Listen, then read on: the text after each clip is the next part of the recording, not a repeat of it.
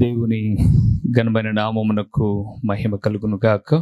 మన ప్రభువును రక్షకుడునునైన యేసుక్రీస్తుల వారి యొక్క ప్రశస్తమైన నామమునకే మహిమ, ఘనత, ప్రభావములు యుగ యుగములకు కలుగును గాక. దేవుడు అనుగ్రహించిన శ్రేష్టమైన శుభదినము కొరకై దేవాది దేవునికి నేను ఎంతగానో స్తుతులు చెల్లిస్తూ ఉన్నాను.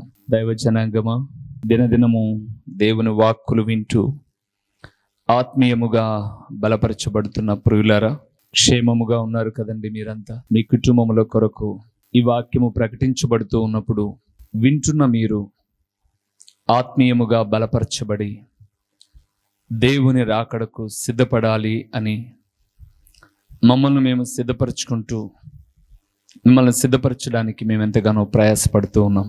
ప్రభువునందు మా ప్రయాస వ్యర్థం కాదు అని మేము విశ్వసిస్తూ ఉన్నాం. ఎందరో ఈ మాటలు వింటూ ఉన్నారు అని విశ్వసిస్తూ ఉన్నాం. ఈ వాక్కులు యూట్యూబ్ ద్వారా వింటున్నా, శ్రేష్టమైన ఈ ప్రార్థనా ఛానల్ ద్వారా వింటున్నా, వినుచున్న మీరు మా కొరకై ప్రార్థించండి.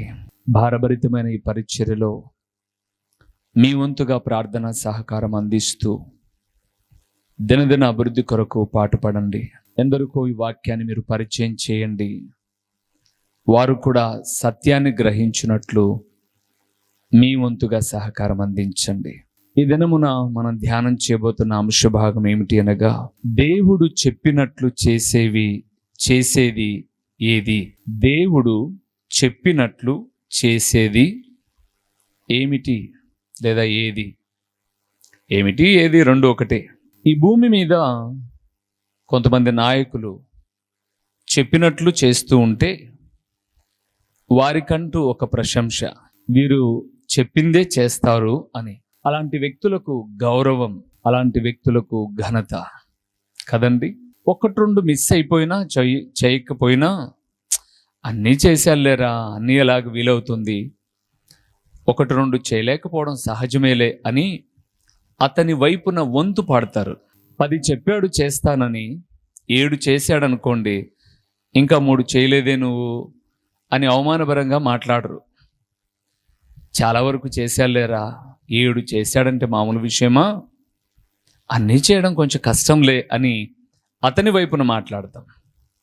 మన దేవుడు 10 చెప్పి 7 చేసేవాడు కాదు, 10 చెప్పి 9 చేసేవాడు కూడా కాదు.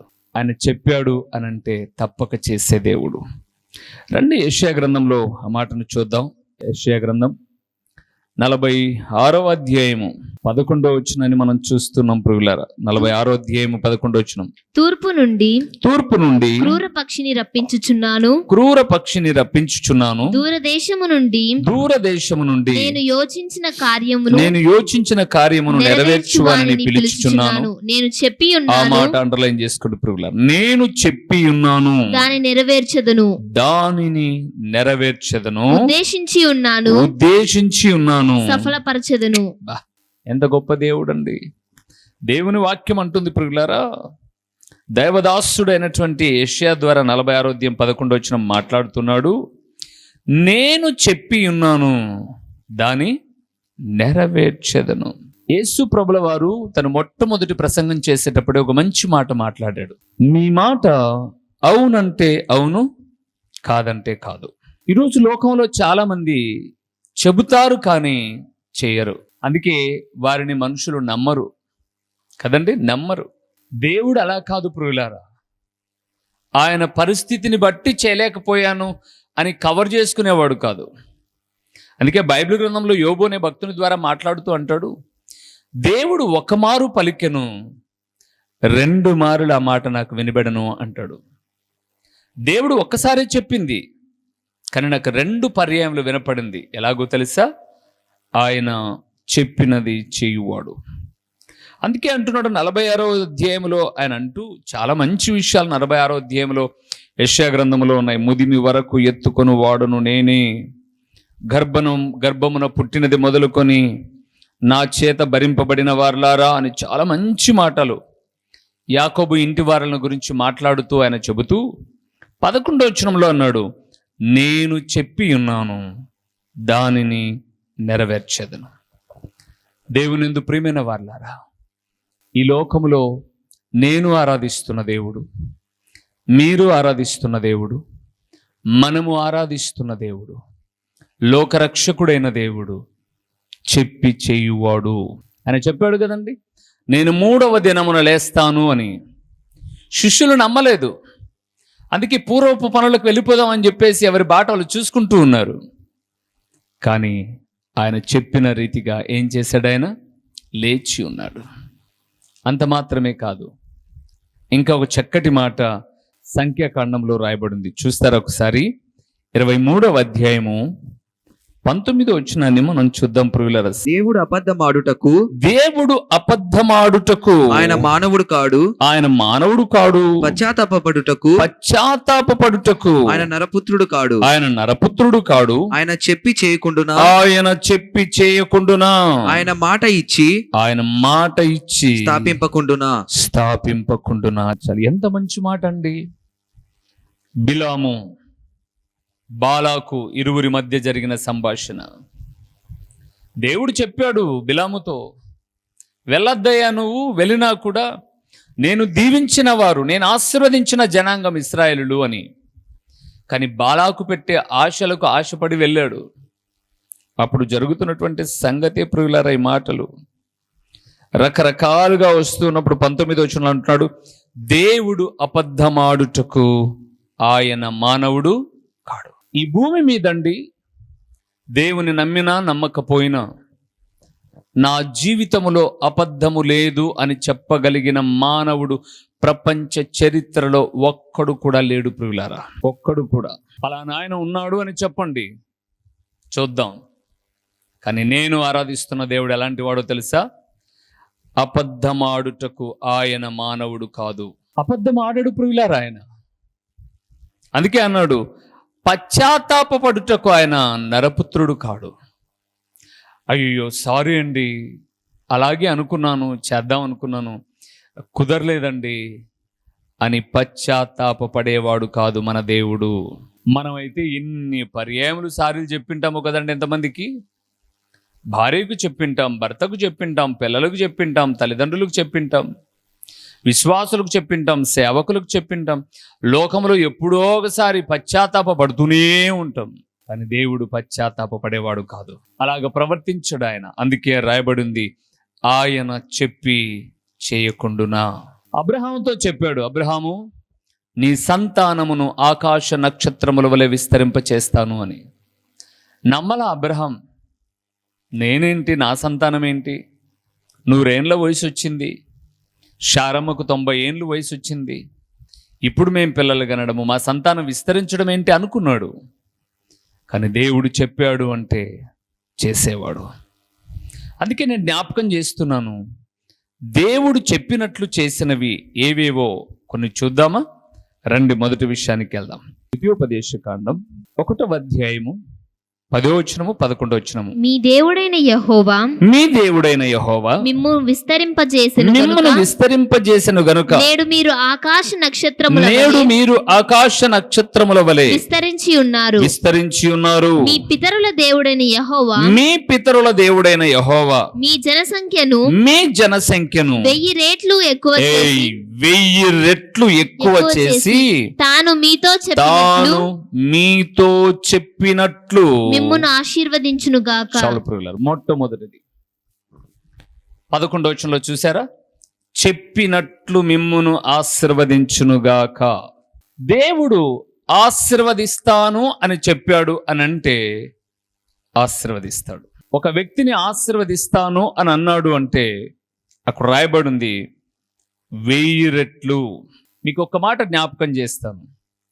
యోసేపు ఐగుప్తుకు వెళ్ళాడు, అమ్మబడ్డాడు, పోతిఫర్ ఇంట్లో పనివాడుగా ఉన్నాడు. ఒక నిందను బట్టి చెరసాలకు వెళ్ళాడు. చెరసాల నుంచి రాజు సముఖమునకు వచ్చాడు, దేశ ప్రధాని అయ్యాడు కదండి. కరువు వచ్చింది, ధాన్యం కోసం అన్నలు వచ్చారు, వారిని గుర్తుపట్టాడు, వారికి ధాన్యం అమ్మాడు, వారి డబ్బులు వాళ్ళకి ఇచ్చాడు. తర్వాత తనను తాను కనపరుచుకున్నాడు, మీరు వెళ్ళి నాన్నను పిలుచుకురాపోండి, ఇంకా కరువు గల సంవత్సరాలు ముందు చాలా ఉన్నాయి, మీరు అక్కడి నుంచి రావడం, ధాన్యం కొనుక్కొని వెళ్ళడం, దారిలో ఏదైనా ప్రమాదం జరగడం ఇవన్నీ వద్దు, ఇక్కడే మీకు ఒక మంచి స్థిరమైన స్థలాన్ని రాజుతో నేను ఇప్పిస్తాను అన్నాడు. ఒక మంచి గోషెను అనే స్థలాన్ని ఇప్పించాడు. అప్పుడు యాకోబు తన జనాంగముతో వచ్చినప్పుడు ఎంతమంది వచ్చారండి? వాళ్ళు 72 మంది కదా. వాళ్ళు వచ్చింది చాలా తక్కువ మంది. యోసేపు చనిపోయాడు, యోసేపు ఎరుగని రాజు వచ్చాడు. ఇలాగ దినాలు గడుస్తూ ఉన్నప్పుడు మోషే కాలంలో ఐగుప్తు చెర నుంచి ఇశ్రాయేలు విడిపించి నడిపిస్తూ ఉన్నాడు. ఇశ్రాయేలీలు ఐగుప్తు నుంచి 430 సంవత్సరాల తర్వాత బయటకు వెళ్తున్నప్పుడు ఎంతమంది వెళ్తున్నారు? కాలు బలం 6 లక్షల మంది. వచ్చింది ఎంత? వెళుతున్నది ఎంత? 1000 రెట్ల? అబ్బో కాదు ప్రియులారా. అక్కడ రాయబడ్డ మాట మనం చూస్తే ఆకాశ నక్షత్రముల వలె విస్తరించి ఉన్నారు. జనసంఖ్యను ఈ 1000 రెట్లు ఎక్కువ చేసి తాను మీతో చెప్పినట్లు చేసి ఉన్నాడు. ఎవరితో చెప్పాడు ఈ మాట?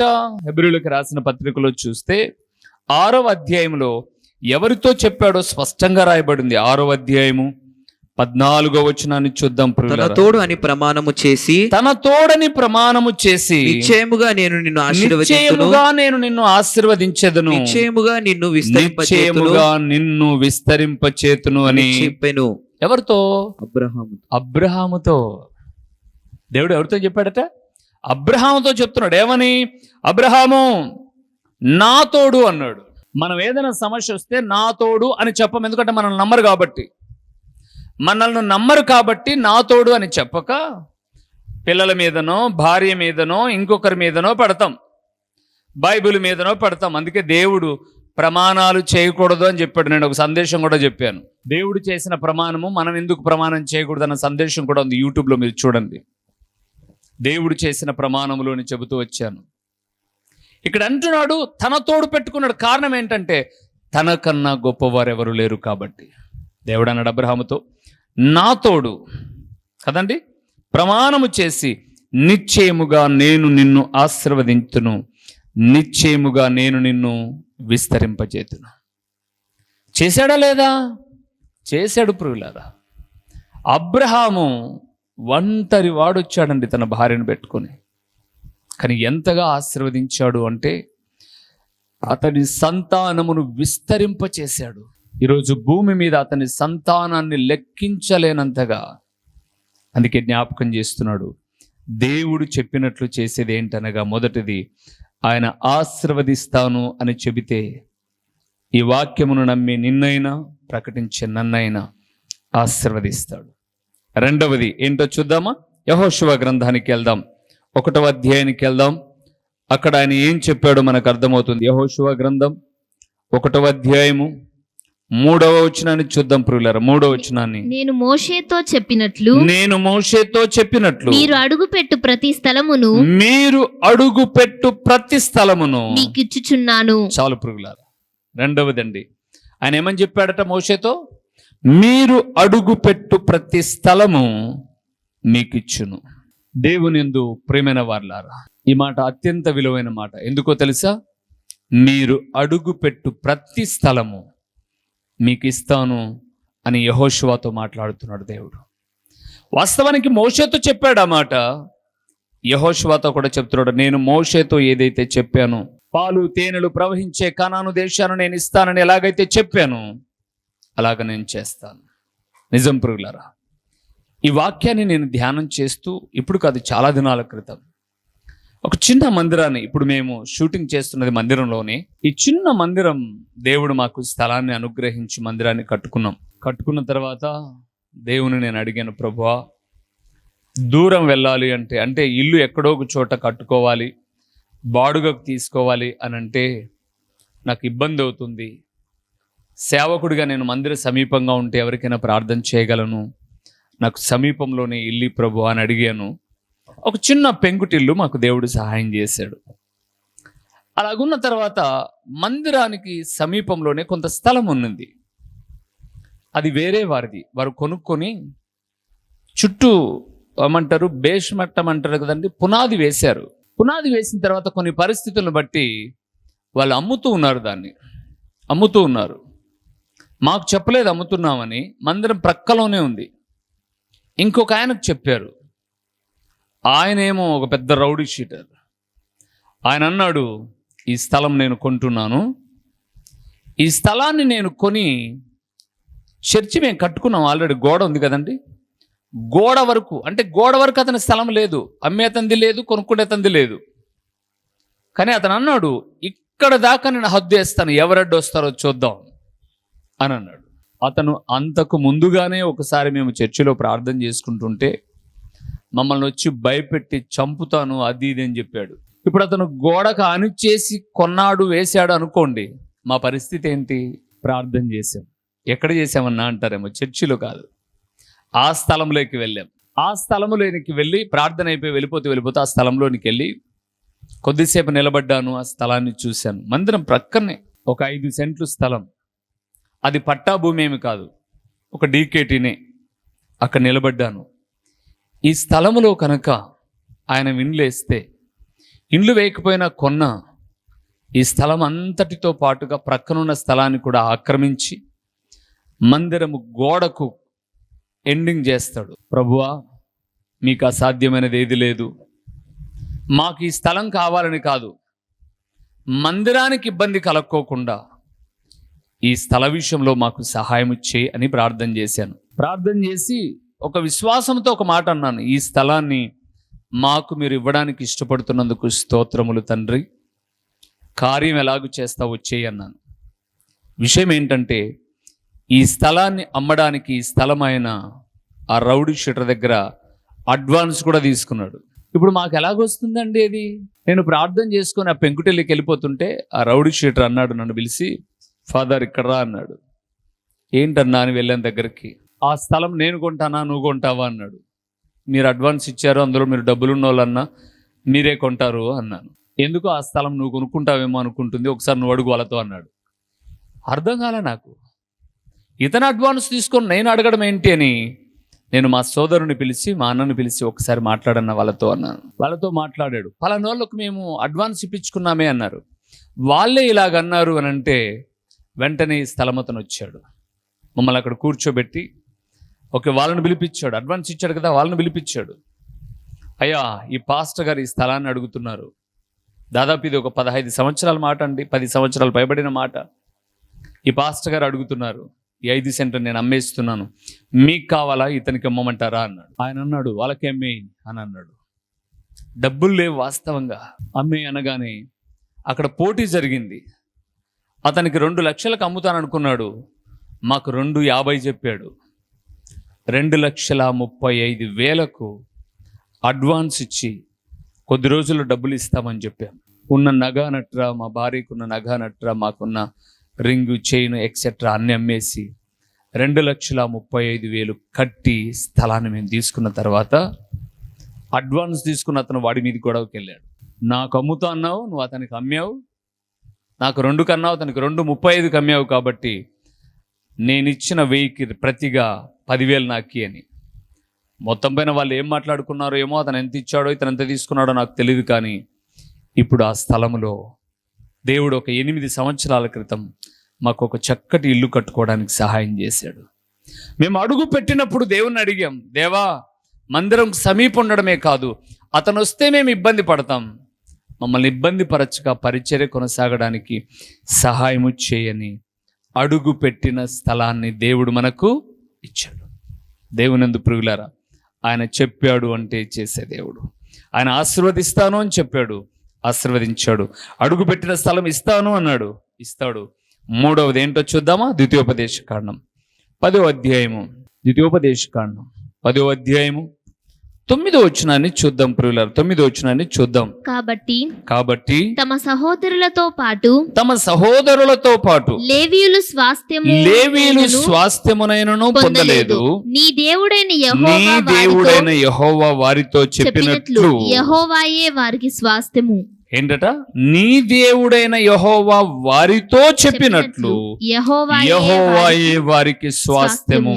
3వది ఏం చెప్పాడు దేవుడు లేవీయులతో?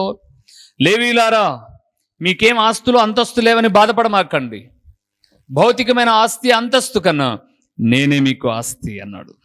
స్వాస్థ్యం అంటే నేనే మీ ఆస్తి అని ఆయన చెప్పాడు. ఆ ప్రకారముగా దేవుడే వారికి స్వాస్థ్యముగా ఉన్నాడు. నేను ఎప్పుడు అనుకుంటాను ప్రియులారా, దేవుడే మన స్వాస్థ్యం అయితే మనకేమైనా కొరత ఉంటుందా? ఏమీ ఉండదండి. దేవుడు మన స్వాస్థ్యం అయితే మనకి ఏ కొరత ఉండదు. ఎందుకో తెలుసా? ఈ భూమి మీద ఉన్న ప్రతి మానవునికి ఏది ఇవ్వాలన్నా అది దేవుడే ఇవ్వాలి. దేవుడే ఇవ్వాలి. ఒక మనిషి ధనాన్ని కోరినా, స్థలాన్ని కోరినా, పొలాన్ని కోరినా, ఉద్యోగం కోరినా, ఏది కోరినా దేవుని కోరాలి. వాడు కోరింది ఒకటో రెండో దేవుని ద్వారా పొందుకోవాలి. దేవుడే వారి స్వాస్థ్యమైతే కోరుకోవాల్సిన అవసరంలా. మనకు ఎప్పుడు ఏది తక్కువ ఉంటే అది దేవుడు ఇస్తూ ఉంటాడు. ప్రియులారా, ఈరోజు నిజం ప్రియులారా, ఈ పట్టణానికి ఒక దేవుని సేవకుడిగా నా తల్లిదండ్రులు నాకు ఇచ్చిన ఆస్తి ఏంటో తెలుసా అండి? మా అమ్మ మా నాన్న కూలి పని చేసుకునే వాళ్ళండి. కొంత పొలం కూడా ఉన్నింది. ఆ పొలం చేసుకునేంత సామర్థ్యత మాకు లేదు. సరైనటువంటి వసతులు లేక, సరైన వనరులు లేక, కాబట్టి పొలం ఉన్నా కూడా నా తోడబుట్టిన వారైతేనేమి, తల్లిదండ్రులు అయితేనేమి పనులకు కూడా వెళ్ళేవాళ్ళు. అలాంటి నేను ప్రభు కొరకై నిలబడాలి అన్న తపన కలిగి సేవకుడిగా వచ్చినప్పుడు నా తల్లి తండ్రి, నాయనా నువ్వు సేవకి వెళ్తున్నావురా, ఏ సమయం ఎట్లొస్తుందో ఒక మందిరం కట్టుకోవాలి, ఒక ఇల్లు కొనుక్కోవాలి, ఈ 1,00,000 రూపాయలు పెట్టుకొని ఇచ్చిన వాళ్ళేం కాదు. 1,00,000 ఏంటండి, 10,000 ఇచ్చిన వాళ్ళు కాదు. నేను ఒక చిన్న మందిరం వాళ్ళను వీళ్ళను అడిగి కట్టుకుంటే దానికి వైట్ వాష్ అంటే సున్నం కొట్టుకోవడానికి డబ్బులు లేకపోతే నా తల్లి పనికి వెళ్ళి డబ్బులు ఇచ్చిందండి. నా తండ్రి మిగలబెట్టుకున్నటువంటి 100-200 రూపాయలు ఇచ్చి 120 రూపాయలు సున్నం ప్యాకెట్ తెచ్చుకొని కొట్టుకున్న రోజులున్నాయి. 2006 సంవత్సరం. ఏమీ లేదు మాకు. అలాంటిది ఒక బైబిల్ ఇచ్చాడు మా నాన్న. నాయనా దేవుని వాక్యాన్ని విడిచిపెట్టగాకు, ఆ దేవుడే నిన్ను బలపరుస్తాడు అని వేద గ్రంథాన్ని ఇచ్చాడు. ప్రియులారా, అత్యంత విలువైన స్వాస్థ్యమైన ఈ బైబిల్ గ్రంథాన్ని ఇచ్చాడు. ఇది తీసుకోగానే నేను కూడా ఒక చక్కటి సహవాసంలో ఉన్నాను. కానీ అక్కడ సర్వసత్యంలోనికి నన్ను నడిపించలేదు. కానీ ప్రాథమిక విషయాలు కొన్ని నేర్చుకున్న తర్వాత క్రీస్తు యొక్క స్వారూప్యంలోనికి మార్చబడ్డానికి, క్రీస్తు సాక్షిగా నేను జీవించడానికి నన్ను నేను ప్రతిష్ఠించుకొని దేవుని సేవకుడును నేను అయిన తర్వాత నా స్వాస్థ్యం ఆయనే అయినప్పుడు సరిగా తినడానికి తిండి లేదు, కట్టడానికి మంచి బట్ట లేదు, ఉండడానికి చెప్పుకోదగ ఇల్లు లేదు. ప్రారంభించిన సేవ లాంటిది. కానీ ఆయన మీద ఆధారపడుతున్నాను. ప్రభువా, పిలిచిన దేవుడవైన నీవు నమ్మదగిన వాడవు కాబట్టి నా స్వాస్థ్యము నీవే, నా ఆస్తి నీవే, నా స్వాస్థ్య భాగము, నా పానీయ భాగము నీవే, నా భాగము. నాకు ఎప్పుడేం కావాలన్నది దయచేయని ప్రార్థించడం ప్రారంభించాం. కానీ ఆయన మా స్వాస్థ్యంగా ఉంటూ వచ్చాడు. క్రమక్రమేపీ పిలిచిన దేవుడు నమ్మదగిన వాడు కాబట్టి 1 పేతురు రాసిన పత్రిక 5వ అధ్యాయము 10వ వచనం ప్రకారముగా తన నిత్య మహిమకు మిమ్మును పిలిచిన సర్వ కృపానిధిగు దేవుడు కొంచెము కాలము మీరు శ్రమపడిన పిమ్మట తానే మిమ్మును స్థిరపరిచి బలపరిచి పూర్ణునిగా చేయును అని సెలవిచ్చిన రీతిగా ఆయన మా స్వాస్థ్యమై ఉండి మమ్మల్ని స్థిరపరిచి బలపరిచి ముందుకు నడిపిస్తూ వస్తున్నాడు. దేవుని ప్రిబిడలారా, ఈ వాక్యముని బిడలారా, సహకారులుగా నిలవాలని కోరుకుంటున్న వారులారా, దేవుడు మా స్వాస్థ్యమై ఉన్నాడు కాబట్టి ఒక 6 నెలలు టీవీ పరిచర్య ద్వారా సత్యవాక్యం ప్రకటిద్దాం అనుకున్నాం. ఇప్పటికి సరిగ్గా 4 సంవత్సరాలైంది.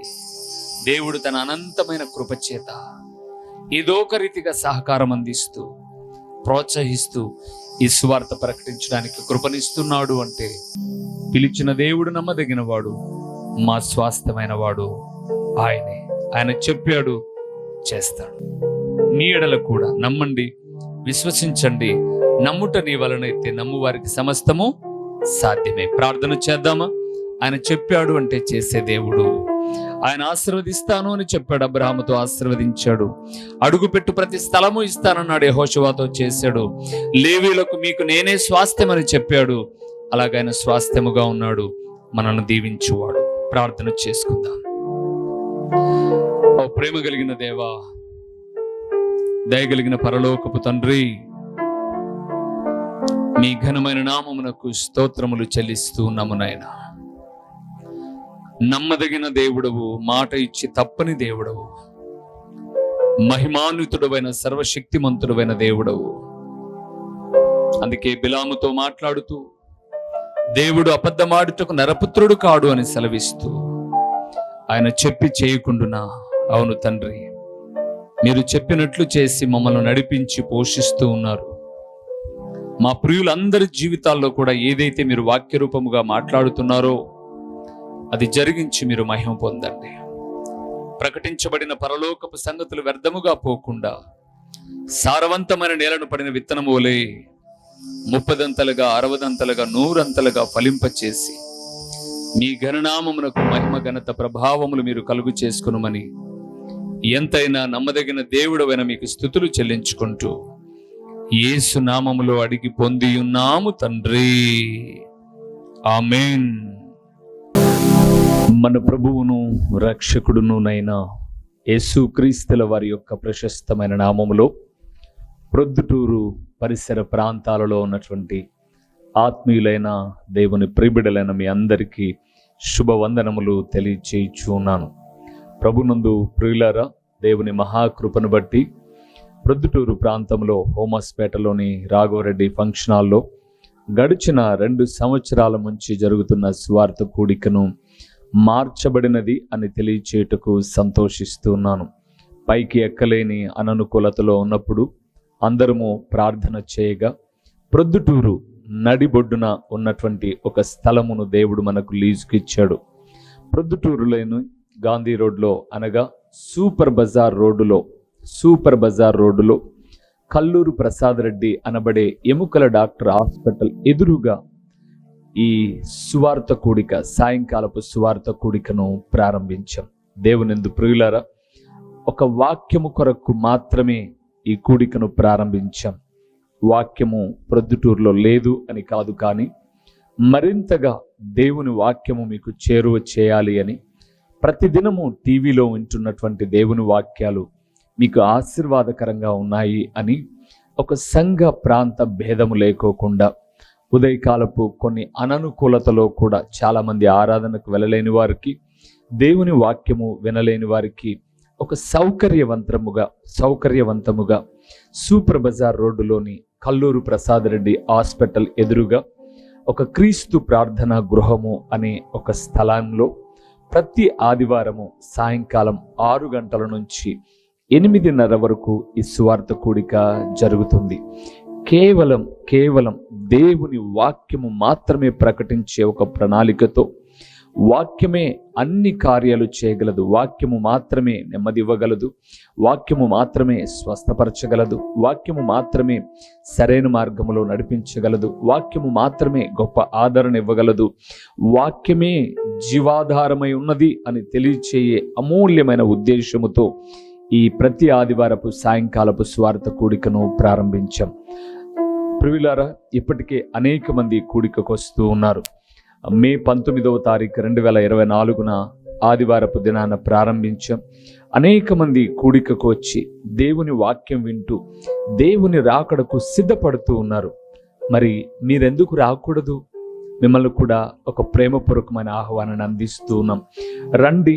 వాక్యము కరువైపోతున్న చివరి దినాల్లో, వాక్యము దొరకని దినాలు రాబోతున్న దినాలలో ముందుగానే వాక్యాన్ని మనం ఒక నిర్దిష్టమైనటువంటి సందేశములతో, ఒక చక్కటి అంశ భాగములతో ప్రతి ఆదివారం సాయంకాలం 6 గంటల నుంచి 8:30 వరకు చక్కటి పాటలు, దేవుని స్తుతిస్తూ దేవుని వాక్యాన్ని పంచుకొని వచ్చిన మీ అందరి కొరకు నేను ప్రార్థిస్తాను.